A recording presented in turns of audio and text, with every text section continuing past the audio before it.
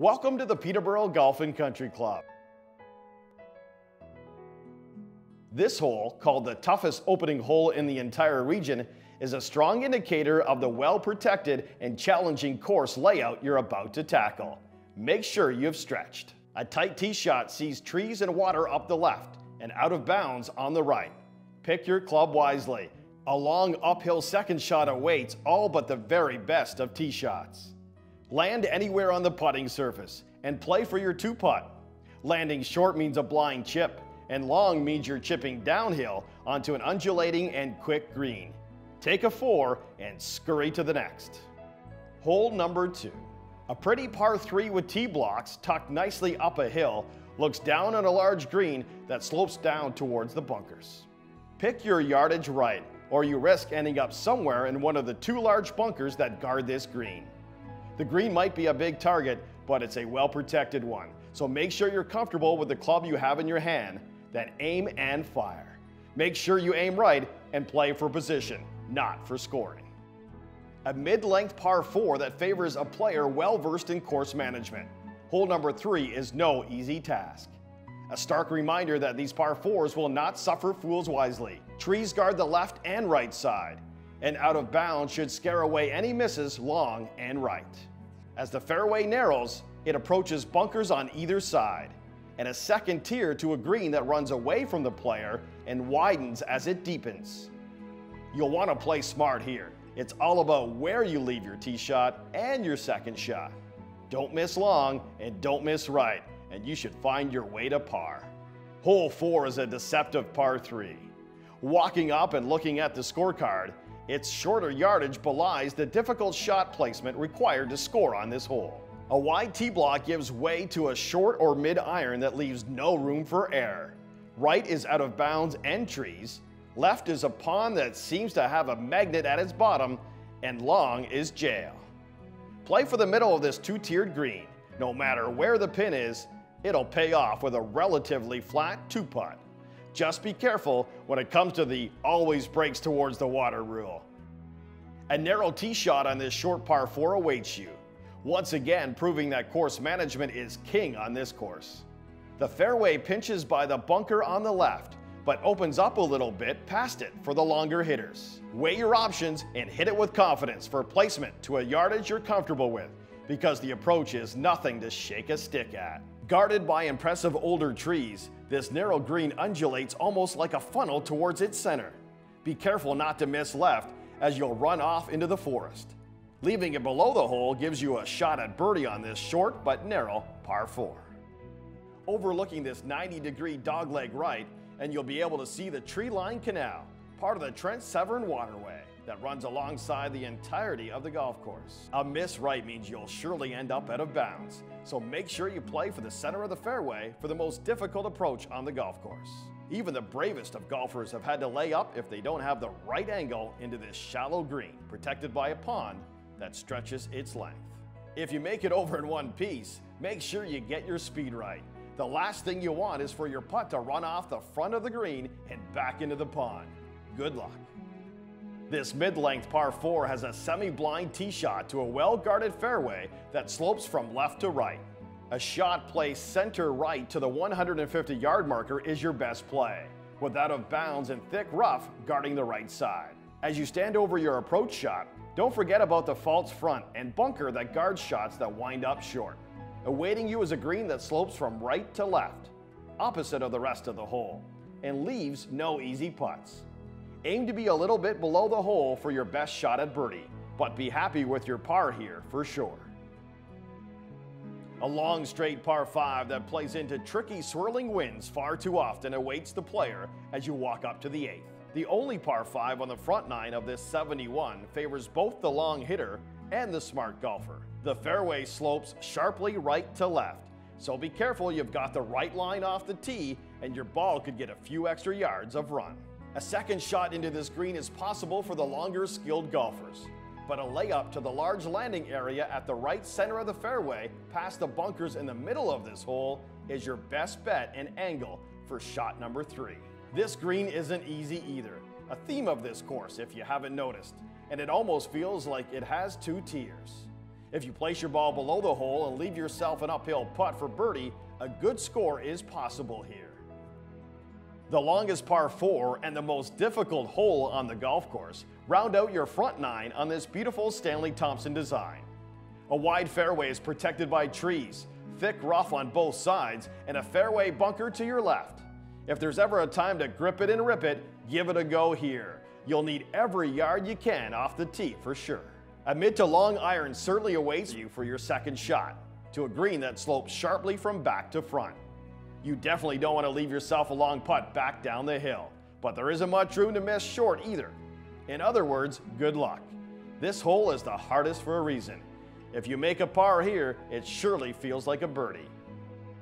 The 10th hole is almost a mirror of the first, a slight dogleg left and up the hill. The tee shot favors a player who with confidence can move the ball right to left. But if this isn't in your bag, a confident play to the middle of the fairway is your best bet, with a forest up the left side of the hole. You'll be left with a mid to long iron up a hill to a green that penalizes anyone that leaves it short, and guarded by 2 bunkers that fall away from the green and leaves a blind out to anyone unlucky enough to find them. One of the more flat greens on the course, a 2-putt par awaits anyone able to get the ball on in 2. Mirroring the 8th, 11 is a lengthy par 5, the longest on the course that is a straightaway. A long bomb might set you up to get home in 2, but for the average player, avoid the right side rough and the fairway bunker up the right side, and you should set yourself up for a nice and easy layup. Your second shot plays to an open landing area, but right center of the fairway gives you the best angle to avoid the large bunker and trees in front of the green on the right. This green is separated by a large hill and is certainly not an easy leave no matter where you're coming from. Your best bet is to get your ball onto the same level as the flag to leave yourself a chance at a good score. Birdie is possible. A longer par 3 that plays downhill runs alongside the canal. One of the prettier holes on the course, 12 is no easy par 3. The entire hole sharply banks left to right towards the canal, meaning if you're going to run this ball up to the flag, you best make sure your yardage is spot on, or your ball will collect into the rough on the right. Or worse, the greenside bunker. Crafty players who play for the members bounce know that if you land the ball in the rough on the left of the green, you could get lucky with a bounce down towards the hole. But if you're not feeling lucky, play for the middle of the green and you're par. Back into the valley, 13 is a shorter par 4 that tightens as it gets closer to the green. Don't be afraid to club down off the tee to play for a safe landing zone and approach to this green, and avoid the hazard on the right. Your approach shot is no easy task. With a green that is guarded by 2 bunkers that seem to function like magnets, and a false front that sees balls roll right off the front of the green and back into the fairway. You definitely want to make sure you get the ball up to avoid trouble and leave yourself a good chance on this challenging undulating green.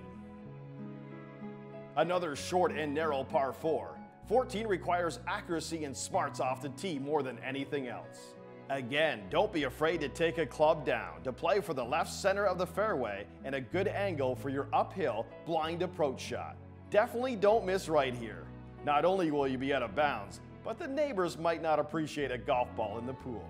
Your second shot is blind to a green that slopes right to left and slightly away from the player. Aim right of the flagstick to play for a bit of a run out, and don't be afraid to take a half club more to get up the hill. The last thing you want is to be short. There's nothing worse than a blind chip shot back up the hill. The green collects to the back left, so make sure you're reading your putts right and don't hit them too hard. A long par 4 that doglegs left, hinging on a massive fairway bunker on the left side. Out of bounds guards both sides of this hole, but the fairway and your landing area are quite large, so don't fear and strike the ball with confidence. The right side of the fairway is safe, but leaves a lengthy approach shot in, while the left side risks bringing the bunkers into play, unless you're a player of the long ball, so use your better judgment. A mid or long iron approach shot awaits you into what might be the friendliest second shot on the course. This green is flat but large, so make sure you have your yardage right and go for it. An uphill par 3 to a long but narrow green awaits you on number 16. Perhaps the most difficult par 3 on the course, there are absolutely no easy pin placements, and the hole is well guarded by slopes, surrounded by bunkers, and runs off sharply in both directions if you miss it right or left. Take an extra club to account for the wind and the hill. Hit it easy and play for the middle of the green. Trust me, it's your best bet to walk out of here with a 3, which is definitely a good score on this difficult hole. The shortest par 5 on the course is also the tightest and trickiest, favoring smart course management over a long bomber. A dogleg left, you tee off blind to an uphill hole where short is an absolute nightmare, so make sure you get your ball up the fairway. Miss it left and you risk never finding your ball again, and miss it right and you risk a parking lot ball. Long and you'll end up under trees or in bunkers. The smartest players play to the left center and club down to make sure they have a good angle and a safe shot to this green in 2, or a safe layup in 3. Your second shot leaves you a choice. Take a long club and try and weave your ball to the green, or lay up to the larger landing area and play it safe. Be wary of the false front on this green. You'll need to be longer than you think, and definitely avoid the bunkers on the left and right side of the fairway, which leave you the most difficult shot in golf, the long greenside bunker approach. A flat green awaits you, and if you've been smart, you might end up with a birdie here. The final hole on the course closely mirrors the 9th, with a few notable differences. This is definitely a hole to pull out the big stick and give it a run, but the thick rough guarding both sides of the hole is something to watch out for. Your second shot, likely a mid-iron, is a daunting one, with the clubhouse right behind the green. The green has 2 levels, and you'll want to make sure your ball lands on the right one. Again, a green with a slight false front, you're always safer playing for the middle of it, since short is not an easy up and down. Make sure you stroke your putt with confidence, since you never know who's watching on the balcony of the bistro, which gives a glorious view of the 18th hole and green. Good one-putts have been known to elicit cheers from onlookers. Congratulations, you've made it.